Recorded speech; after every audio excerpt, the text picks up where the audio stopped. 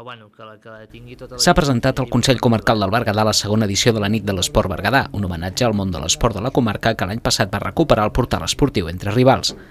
L'edició d'enguany, que es farà el proper 29 de juny a la Pobla de Lillet, arriba amb alguns canvis respecte a la primera, el més important en el nou format per l'elecció dels finalistes de cada categoria, que ara es fa a través de les mateixes entitats esportives del Berguedà, excepte el millor esportista masculí, millor esportista femenina i millor afició, que mantenen el format de votació popular a través del portal entre rivals. Aquest any l'organització ens hem intentat desmarcar totalment del que és els premis i els premiats.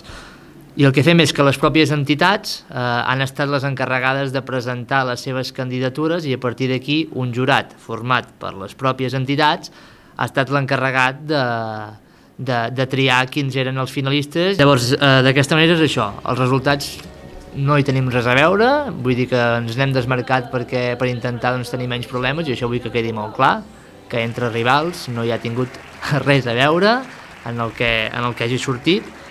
I una altra cosa, una altra de les premisses que hem intentat és que entre el centenar de premis que donarem estiguin molt repartits i si hi havia una persona nominada en 3 categories, doncs li donarem un premi i a l'altra categoria intentarem que sigui amb altres disciplines o això. Una altra de les novetats és el reconeixement automàtic que rebran els esportistes o clubs que hagin assolit un títol durant la temporada. Una categoria que també és nova d'aquest any, que és la categoria de campions, que en aquest cas no va per votació, sinó que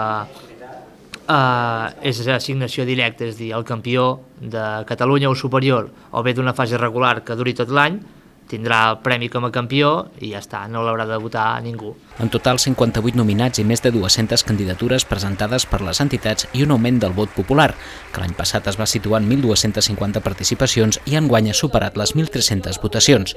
Tot plegat demostra el bon moment de l'esport berguedà, que a més és més divers, transversal i participat que mai, segons el conseller comarcal d'Esports, Abel Garcia. Si aquesta nit de l'esport no existís, s'hauria d'inventar. L'altre dia vam estar valorant quina era la salut esportiva de la comarca.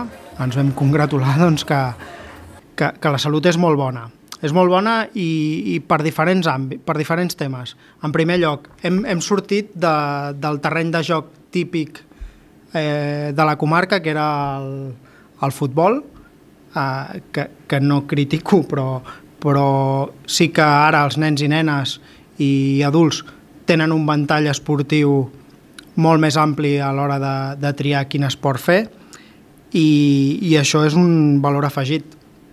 És un valor afegit per una comarca amb les característiques com la nostra i que no és fàcil. I això, doncs, per què és? És perquè al darrere hi ha uns ajuntaments que no ens els hem d'oblidar mai, perquè el 80-90% de l'activitat esportiva es dona als ajuntaments i aquí, en primer lloc, se'ls ha d'agrair la feina i la tasca que es fa per poder tirar endavant tota aquesta activitat i al darrere el nombre d'entitats, esportistes, etc. i sobretot el paper del voluntariat que hi ha a la comarca. La Nit de l'Esport Berguedà compta amb la col·laboració com a entitat coorganitzadora del Consell Comarcal i de l'Ajuntament de la Pobla de Lillet, que acull la segona edició en el que des de l'organització es pretén que sigui una gala itinerant per tots els municipis del Berguedà.